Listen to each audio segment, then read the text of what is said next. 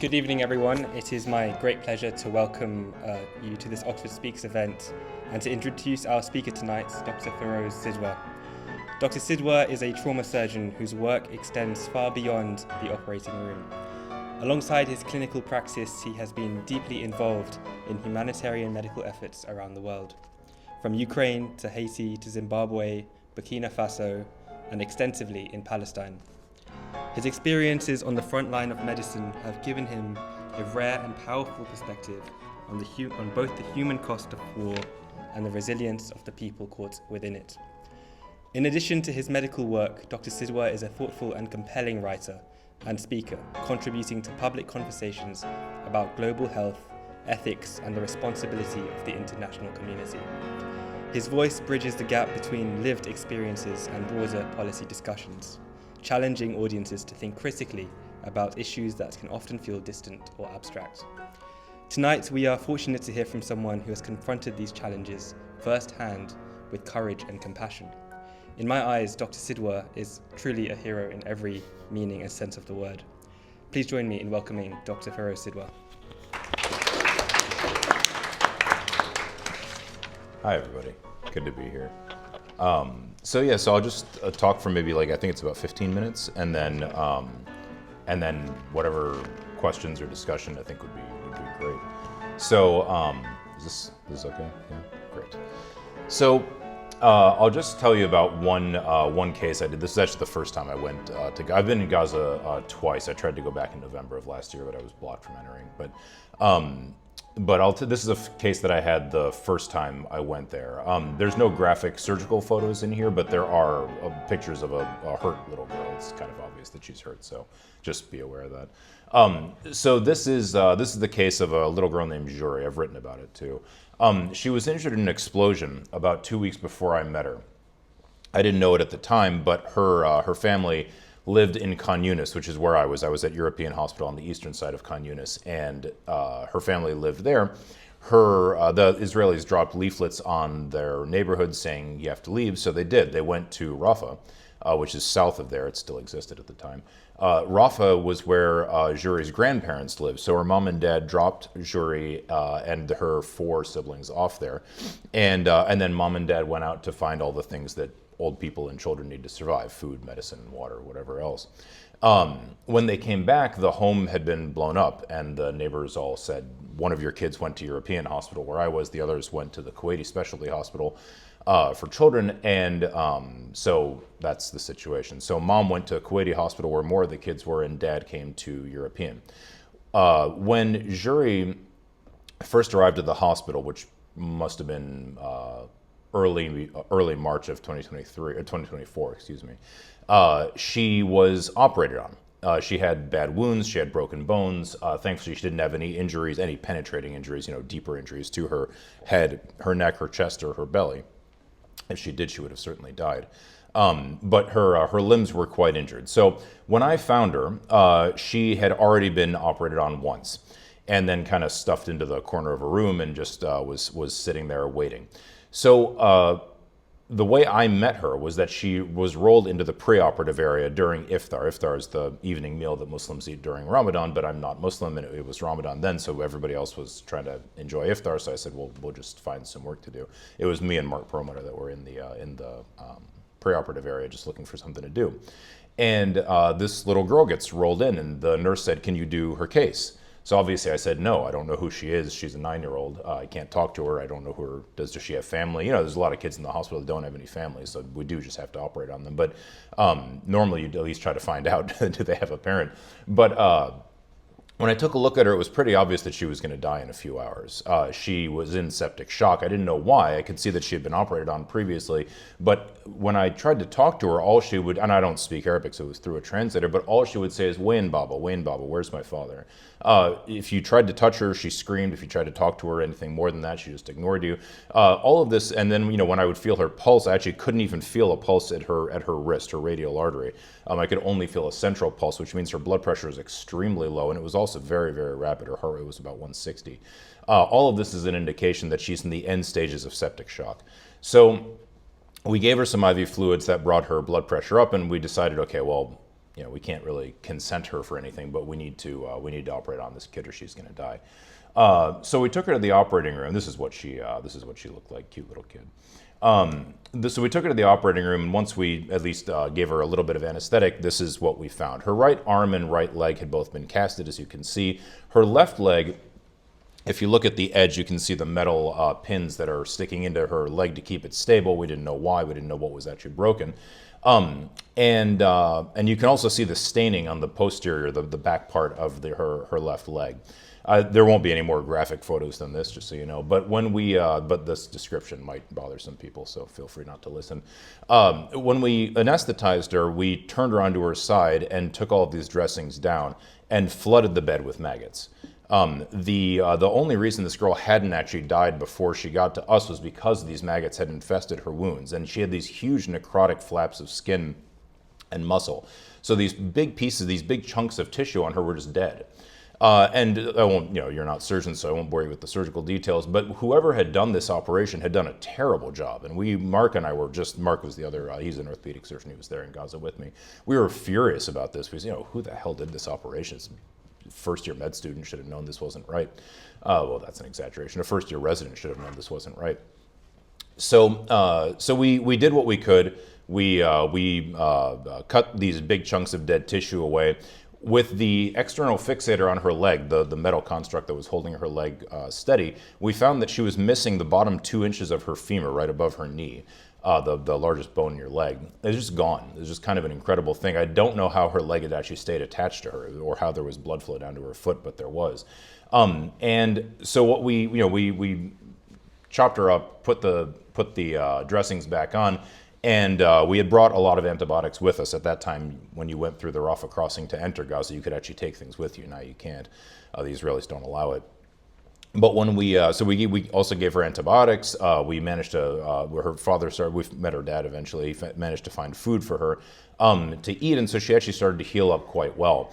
Over the course of the next 10 days, about a team of maybe 7 or 8 surgeons, 3 anesthesiologists, and a physical therapist, all managed to get Juri back to a significantly improved area of health.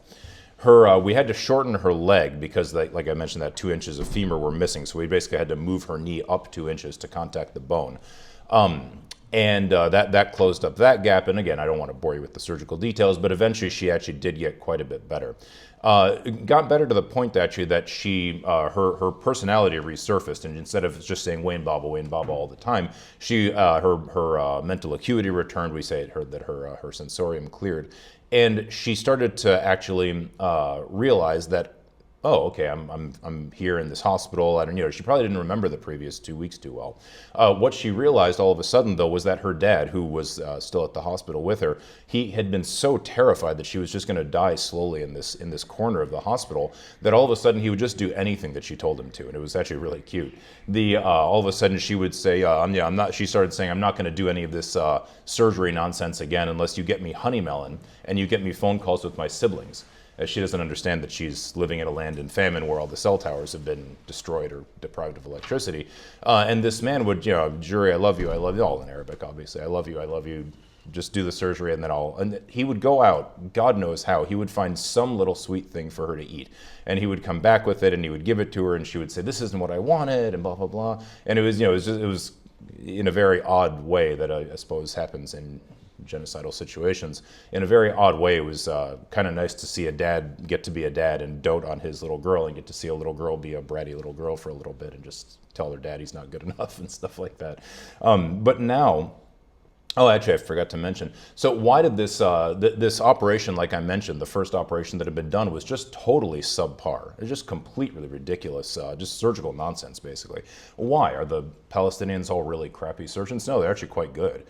They don't have a lot of formal education, but they're just from the necessity of learning in real time. They're quite good.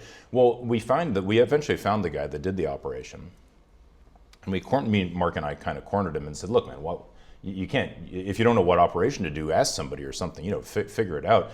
Eventually, this poor guy said, "Look, sir, I'm a medical student." We said, "Okay, fine, but where's the attending?" Well, the attending's dead. The guy who was supposed to operate on her that day was dead. The guy who was on call. So this medical student just did what he could. He didn't know what else to do, Again, that's also why this guy got there. That's also why Jury kind of just got stuffed into the corner of her room. This poor medical student didn't realize, somebody has to now come take care of the kid. You don't really know that much about longitudinal care until you are actually working as a physician. So it's one of the consequences of murdering doctors and nurses. But this is actually Jury today. Actually, she lives not very far from you all. She lives in Ireland now. Her left leg is certainly never going to work again. I'm kind of surprised it hasn't been amputated yet, but it's still attached to her. She obviously can't bend it, as you can see from the way she's sitting in the little. There we go. And she's actually able to walk with a walker. She's learned English pretty well. It's really quite wonderful to see her in this situation, but she is one of probably several thousand girls who would be indistinguishable from her in her age or situation. She's one that made it out, Now she still gets surgery pretty regularly for her leg to deal with infections and things like that. But at least she's alive, and at least she can smile and do this, which is very sweet. So what does this one case tell us? Well, one case is obviously limited in explanatory value, but outside of Jury's room, or actually at European Hospital, there were these two signs on the wall. The first one was in the burn unit, which is where I slept at night. It said, "Enter this place with love and leave us with a beautiful smile." I don't speak Arabic, but Google Translate tells me that says the same thing. The other, though, that was graffiti outside of Jury's room. I'm sure she didn't write it, somebody else did, but nevertheless, graffiti right outside of her room that says, "In Gaza, we don't care anymore about anything." Anybody who's been to Gaza, and I would assume people who haven't been to Gaza can figure out where that cynicism and fatalism comes from. The entire society has been destroyed, and I mean that quite literally. Everything, a society is mostly things that keep children under 5 alive. That's what a sewage system does. That's what a water treatment facility does. That's what education does. That's what clean food and water do, et cetera, et cetera. That's what shelter does. It keeps people alive until the age of 5 or 6, when they become more physiologically robust and can actually survive in a more challenging environment. All of that's gone. There's no sewage system in Gaza. There's no garbage collection in Gaza. There's no shelter. There's no clean water. There's no clean food. There's no abundance of food. There's really nothing. Maybe people have read recently about the infestation of rats in Gaza. It's to the I'm not an expert on rats, but I presume what happened is that there's been this massive concentration of the population. Gaza was already one of the most crowded places in the world. Now it is, without even a close second. And it's also an incredibly young place. Half of Gaza's population is under the age of 18. About 15% of people in Gaza are under the age of 5. So it's a very, very young place, heavily concentrated. The sewage and water systems have been destroyed. And there's no garbage collection. There's no way to burn garbage. There's literally nothing. So you just have this area, this territory, which previously was the size of Philadelphia, now is half the size of Philadelphia, where at least the population lives. And it's just flooded with sewage and garbage. Well, of course, that's going to lead to a huge explosion in the rodent population. Well, now that the population is relatively sedentary, it's not moving from Gaza City down to Khan Yunis, back up to Gaza City, back down to Rafah. Now that it's just staying in one place, the rodent population has exploded. And it's probably now running out of garbage to eat. So now it's attacking children at night. And that's going to continue. And it's also now a place where basic medical care, even preventative medical care, is largely not available. Even if it was, there was no way to keep up with this level, with the destruction of the healthcare system. It's commonly said that Gaza has 36 hospitals, and if you've read the WHO reports or the UNOCHA updates, you'll see that Gaza has 36 hospitals. This is complete nonsense. Gaza has a handful of hospitals. In the north, there was Shifa, which comprised about 20% of Gaza's healthcare, at least acute healthcare capacity. 20% of the hospital beds. It contained all of the most advanced modalities of care, cardiac catheterization, things like that, advanced surgical care, advanced cancer care, et cetera. So that's Shifa Hospital. That's basically gone. It exists on paper. It's basically just an emergency room now. If you've seen the pictures of a hospital in Gaza where the entire facade is just shorn off, this big medical complex, that's Shifa Hospital. The other two in Gaza that were functioning until maybe about 6 or 7 months ago, or maybe 10 months ago now, were Indonesian and Kamal Adwan Hospital, the two in the east. Neither one of them functions at all anymore. European hospital, where I took all these pictures, doesn't function anymore. It's just completely destroyed. So the only real hospitals that remain in Gaza are the 60 beds, literally 60 beds at Aqsa Martyrs Hospital in Deir al-Balah, and the 250 but expanded to with another 150 cots that the WHO set up outside the hospital. And maybe you could call it a 400-bed hospital. So the 2 million sickest people in the world, which is what Gaza is right now, but there again, there's not even a close comparison. The 2 million sickest people in the world, half of whom are children, now have about 500 hospital beds to take care of them. That's totally outrageous. I mean, there's nothing like this exists in the modern world anywhere else. It's the degree to which this population has been destroyed and devastated and concentrated and beaten down. And left to fend for itself, which it's totally unable to do, is really not well appreciated. And that's where all of that cynicism comes from. And keep in mind, somebody wrote that about 18 months ago. So this is a picture of Mahmoud Abu Nujayla. He was I thought he was a general surgeon, but he actually turns out he's a generalist, just a regular, I shouldn't say just. He was a primary care physician working at Al-Awda Hospital in Gaza City. He was killed on November 21st of 2023, a few weeks after the Hamas attack on southern Israel. And he was killed in an airstrike on the doctor's lounge as the Israelis were laying siege to the hospital. When the Israelis with U.S. backing and UK backing, I should mention, were done rampaging through the hospital, this whiteboard with his signature on it was found. It says, "Whoever stays until the end will tell the story. We did what we could. Remember us." Abu Nujayla was actually working with Doctors Without Borders, and from what I understand, his family actually lives here in the UK somewhere. I don't know where exactly, but I believe his 3 boys and his wife have been evacuated and live here now. Well, there was to get into the ethics of the situation, an ethicist, and she's actually at the University of Sussex, Ariana Shavisi. She asked who caused the scarcity, meaning the scarcity that led him to make this plaintive statement. We did what we could, remember us. These questions are within the remit of the discipline of medical ethics, or I would say ethics generally. We did what we could are the words of doctors operating under conditions of extreme and devastating scarcity. And throughout her article, she points out that this scarcity is imposed on the population. It wasn't a hurricane, it wasn't an earthquake, it's not that it's a poor place, it's not that it's isolated. It's imposed by war, or by political decisions, maybe is a better way to say it. She goes on to point out that there are other situations of incursion, like, you could look at Tigray in Ethiopia, where I'll be in September. You could look at Ukraine. There's other places where these kinds of attacks are going on, certainly not to this degree, but they are going on. And she goes on to say, their neglect in the ethics literature is generally the result of ignorance. That's a different matter. When I ask colleagues about their silence on Gaza, they more often than ignorance, they confess that they fear wading into something that is complicated and political.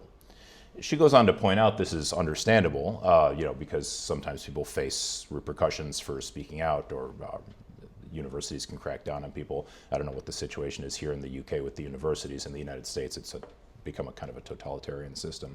But she points out that are we ethicists or not?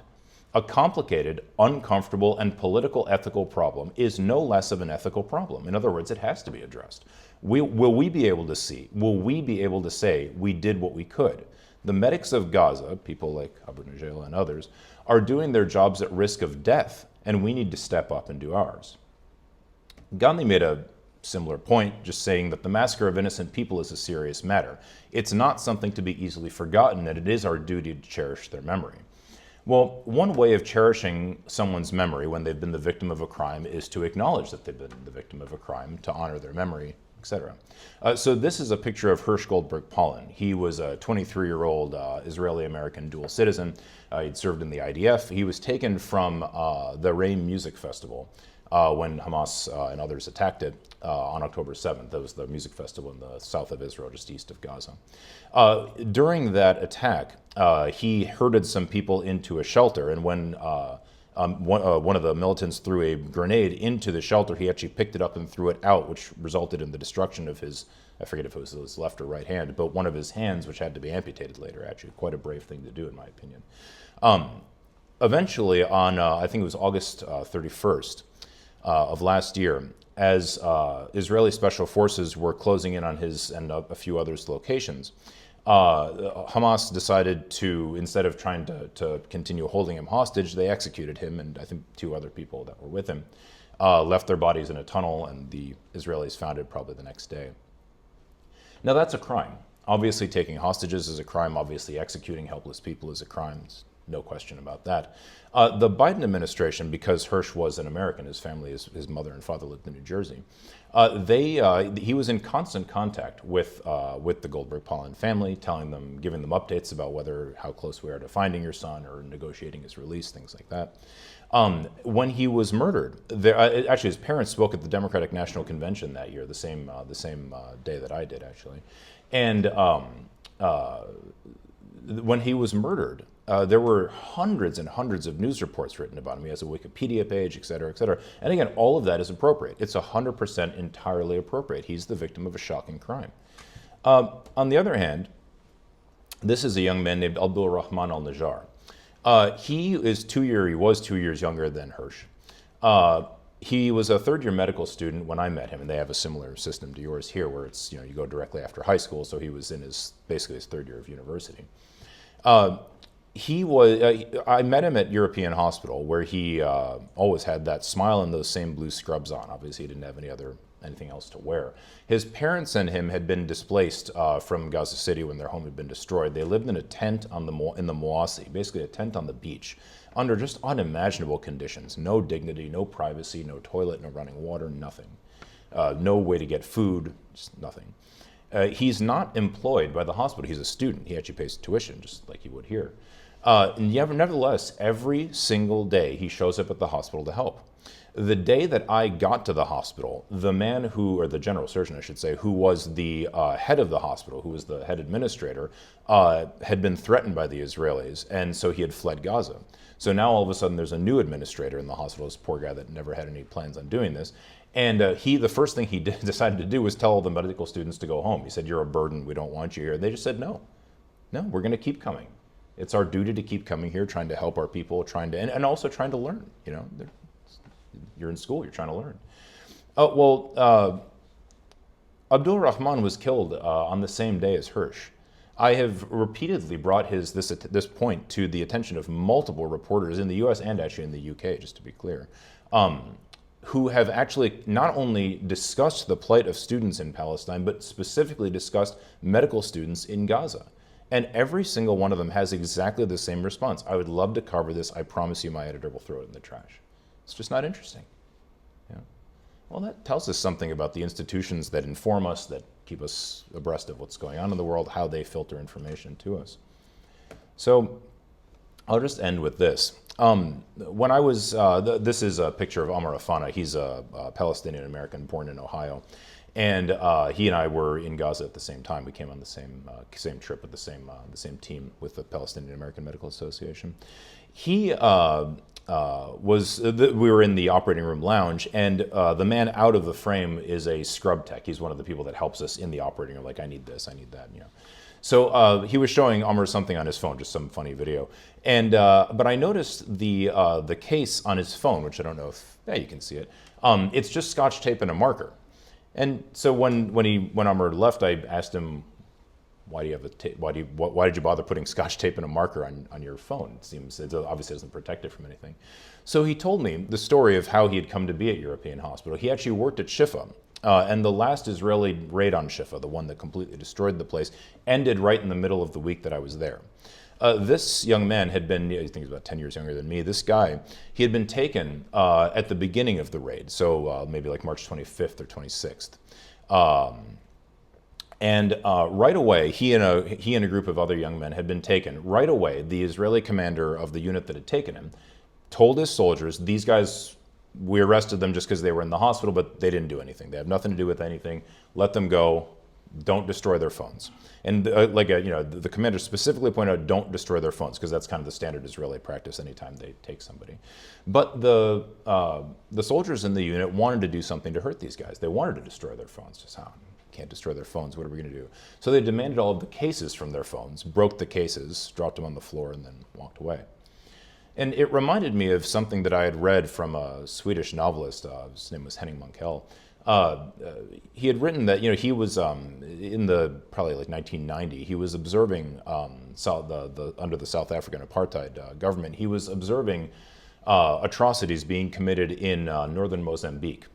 And he was walking towards a village that had just been destroyed by the US and UK-backed anti-communist forces when he saw something. The way he put it was, "I'll never forget for the rest of my life, a man walking toward me wearing little bit rags who had painted shoes onto his feet. He had nothing, no shoes, no sandals, not even the remains of a car tire to put on his feet. But refusing to submit to this dehumanization and indignity, he had painted shoes onto his feet. And in doing so, he had publicly refused to admit or to accept that he was less than human, that he was not a person deserving of dignity." And when I saw this, that's kind of what I thought of. I do think that we should stand with people that are being treated in this way, and not just stand with them, but perhaps stop doing these things to them. The United States is extremely, to say it's involved is kind of an understatement. The United States is the critical partner in Israel's destruction of not just Gaza, but the Palestinians generally, and plenty of others. And the UK plays its own role that I'm sure you all know better than I do. But we should stop being a partner to such atrocities. And I would love to know what you guys think of that. So, thanks.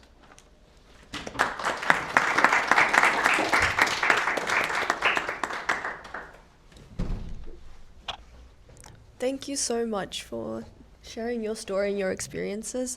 I think it's very, very important for all of us to hear. And I think we're now going to move on to some questions from us too, and then we'll open it up to the audience. So to start us off, I think one of the things that really struck me at the very end, what you were talking about, was the fact that no one's really listening to these stories and no one's doing anything about it. So how do you think that we can convince or implore governments, journalists, people, policymakers, people who actually can, stop these wars, stop funding them, to actually listen and do something about it? Yeah, I know what you meant, but I'll just clarify something. It's not that no one is listening. I don't know what the opinion polls in the UK show, but I'm guessing they're similar to the United States, where people are horrified by all of this. In the US, it's something like 80% public opposition to what's being done to the Palestinians. And that's without people even knowing that we're involved in it. I talk to Americans all the time. I live east of the San Francisco Bay Area, which is a relatively liberal leftist part of the country. And nobody, when I give this talk, even by the end of it, normally I give like an hour and a half long talk, even by the end of the talk, people are still saying, well, how do we stop Israel? How do we stop Israel? I'm like, buddy, I just told you for an hour and a half that you're the one doing this, not the Israelis. But the American media has just always presented this as something that's happening over there, It's so sad that these people all kill each other, but we have to stop anti-Semitism or something. The people are just generally horrified by what's going on, but they don't understand why it's happening. That's the major issue. And it's not very likely that in the U.S. we mostly have corporate media, but here, even with the BBC, it's not terribly good on this question. Like, I've been on the BBC, I don't know, probably about a dozen times, and the interviews are usually not terribly confrontational. But I remember once, actually, I think the last time they had me on, maybe that's why they haven't called me again. But the last time I was on, or maybe the time before that, I pointed out that Americans, because I'm mostly talking to an American audience, I said Americans need to understand that it's not Israeli airplanes dropping bombs on Gaza. I said it's American airplanes burning American jet fuel that are dropping American bombs with American guidance systems, with even targeting targets that were mostly acquired from American AI technology. It's an American operation through and through. It just happens to be a Star of David painted on the plane instead of the Stars and Stripes. And the interviewer got really upset. Oh no! I want to clarify that these are Israeli airplanes. So I said, ma'am, Israel doesn't manufacture airplanes. Israel doesn't even have a motor industry, like a car industry. What are you talking about? It says country of 9 million. What country of 9 million people manufactures jet airplanes? This is ridiculous. This is completely absurd. So even for a BBC journalist, and I forget her name, but I've read some of her work. She's not some dummy or something. Even for a BBC journalist, it's almost impossible to understand that we are actually the responsible party. You know, we're not telling the Israelis that they're doing something wrong. I mean, you can do that too if you want to, go for it. We're acknowledging that we're doing something wrong and that we should stop it. You know, and that's I don't, you know, once you actually explain this to people in plain language, I think they understand it just fine. It's not terribly complicated. You know, like if I am stabbing you, I should just stop doing that. It's not like, oh, I should stab you, but then I should also fix you up because I'm a nice guy. No, I just shouldn't have stabbed you in the first place. So that's the situation, you know. As to getting politicians to realize that, there are limits to that, unfortunately. You know, the United States kind of took over the British Empire after World War II. There's a lot of history here if anybody's interested, but the U.S. took over the British Empire after World War II. What did the British Empire set up in the Middle East? Well, the Foreign Office was pretty clear about it at the time. We have set up a series of Arab facades behind which we will rule. That was the statement that was made. And that was perfectly clear. You know, actually, if you look at a map, it's pretty easy to understand why the western side of Saudi Arabia is all Saudi Arabia and the eastern side is Qatar, Bahrain, the UAE, et cetera, et cetera. The oil-producing regions or the oil-containing regions of the Middle East are all clustered in that small little area right there. Purely by happenstance, it happens to be a mostly Shia population that lives there. And so the British, Churchill and the other people that came before him, had divided up had created kind of a divide and rule system. They took members of the Saud family and their extended clan and put them in charge of Qatar, put them in touch of Bahrain, put them in charge of the different Emirates, which then united a little bit into the United Arab Emirates. And this is, that's the situation in the Middle East. Well, if you think about what that would lead to naturally if there was ever a democratic revolution in the Arab world, like the Arab Spring, right? Well, it's pretty obvious that number one, people wouldn't tolerate this divide and rule situation. And number two, that the purpose of it is to make sure that the wealth and control of the oil resources of the region flow to the West. It's not hidden. There's nothing is hidden about that. I know, you won't read it in the New York Times, but if you read academic specialist literature, there's no confusion about this. And policymakers state it plainly when they're not, they don't think they're being watched, especially in declassified documents.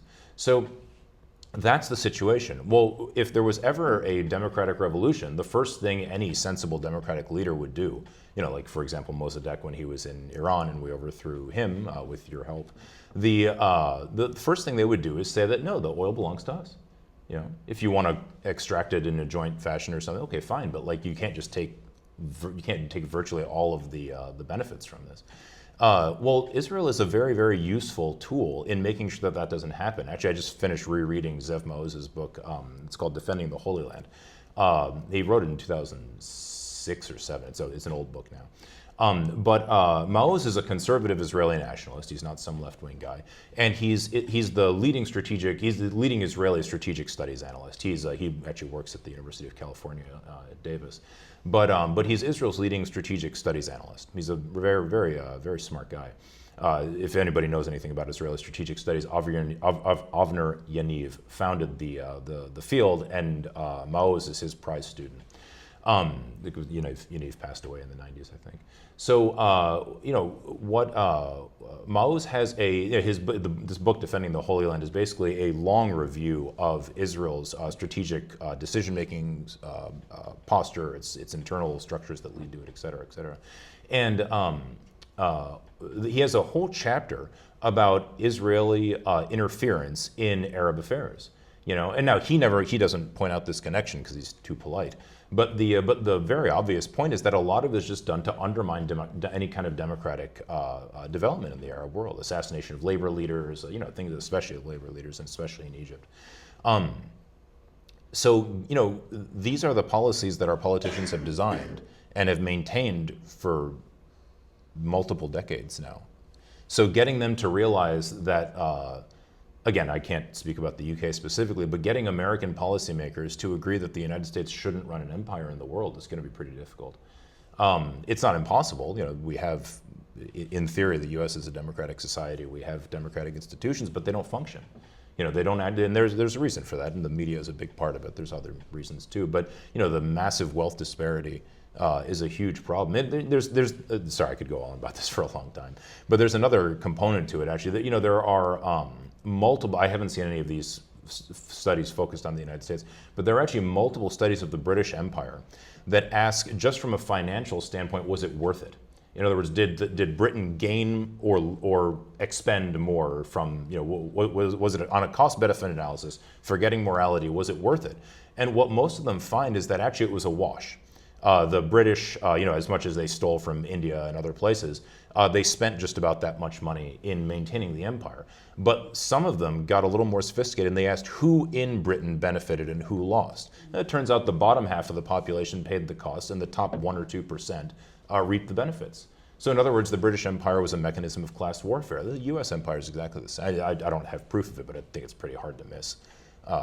It's not that, you just look at it, it's pretty obvious. So these are all things that being an American politician depends on you not seeing. And Orwell was a Brit. He had a very, very good line. I'm gonna mangle it a little bit. Sorry, I don't remember exactly what it was, but basically the idea that nationalists and most politicians would be nationalists, if not all.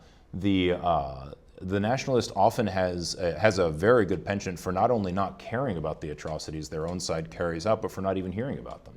And I've seen that in real time. In July of 2024, I'd been back from Gaza for 3 months. Me and 44 other American healthcare workers who'd worked in Gaza, all of us were Americans, wrote a letter to Biden, the president of the United States at the time, explaining exactly what we saw in Gaza: the starvation, the widespread shooting of children, et cetera, the horrifying things. We're explaining to the American president that 45 Americans, all of us licensed healthcare professionals in the U.S., most of us physicians, if I remember correctly, saw atrocities being committed with our own weapons by an American ally. No response.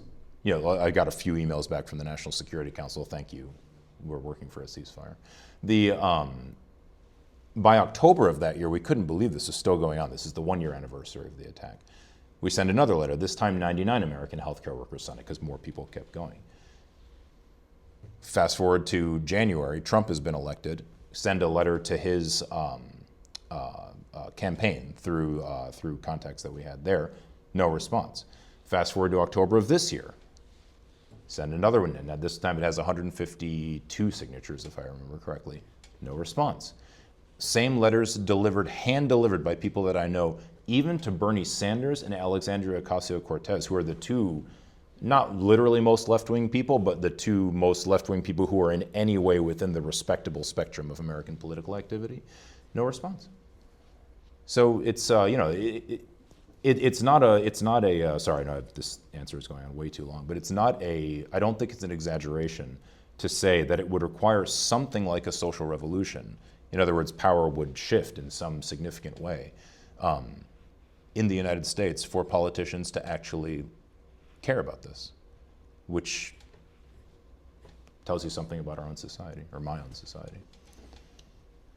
Thank you. That's very interesting. I have a question about the media as well, but I'd like to talk a bit about you personally. You've written a lot about seeing children injured, killed, and shot in the head every day. What does that do to you as a surgeon psychologically over time? I've been okay with it, but I'll tell actually, starting in December of 2024, a woman named Posi Teng, she's a director of movies, of documentary movies. She started following me, Mark Perlmutter, and Thayer Ahmad around, and she made a movie that's called American Doctor. It's going to be in theaters in the UK at some point this year. So if you want to actually see what it does to somebody who does have a hard time dealing with it, watch that movie, because she shows how difficult it is for Mark. Thayer and I started learning about the Israel-Palestine conflict, if you want to call it that, when I was 18. the second Intifada broke out when I was a freshman in college, so that became it was just the big thing. And then then 9/11 happened the next year. Then the U.S. and the U.K. invaded Iraq and Afghanistan. So so it was just a very politicizing time. So I got to know the conflict through the human rights literature, through B'Tselem, which is Israel's major human rights group, through Physicians for Human Rights Israel, through Human Rights Watch, Amnesty International here in the U.K. And then plenty of Palestinian organizations as well, Al-Haq, the Mizan Center, others. And so I knew it's hardly uncommon, but I'm talking about way before October 7th. It was not at all uncommon for Israelis to just shoot children. I shouldn't say Israelis, that's not the correct term. For Israeli soldiers in the West Bank especially to shoot children for no reason, and obviously in totally illegal circumstances. Not a crossfire, in other words, there's some battle. There's no battles in Palestine, there's no opposing army. So I was expecting to see things like that. I will say that knowing about it and seeing it in person are very different things. But I'm a trauma surgeon. I work in a very violent part of California. You guys have stabbings here. We have shootings in the United States, and it's a different ballgame. Actually just maybe 4 or 5 months ago, I testified at the trial of a man who had shot a 6-year-old or 7-year-old girl in the face. So I see these things not regularly, not like Gaza level frequency, obviously, but I do still see them frequently. So my mental health has been fine, but it's the large majority of people who've gone have really had a hard time with it. Actually, I'll give you an example. There's a pediatric critical care physician named Tanya Haj Hassan. She's, I think, an American Canadian, but she lives in Jordan. She works with MSF. This woman has worked in the worst situations in the world, Yemen, Syria, I mean, like really, really awful situations. And she and I have been in Gaza together as well. When I mentioned during the thing that I was at the Democratic National Convention when Kamala Harris was appointed the person to run against Trump. And I was reading off a statement that's kind of addressing Biden and Harris as saying, I can't remember the exact words, it was something like, we wish you could see the nightmares that plague us when we sleep. Talking about American healthcare workers who've been in Gaza. Wounded children and their inconsolable mothers begging us to save them. I didn't know it at the time, but Tanya was standing behind me. And again, this woman has seen the worst things in the world, and she's a pediatric critical care doctor. She only cares for children. So this is all she's ever done in a war zone. But when I said that, she just tears up and had to walk away from the frame, so it really does, it does affect a lot of people. And I think that's one of the reasons that people come back and they're like, I have to talk about this. I really can't just leave it.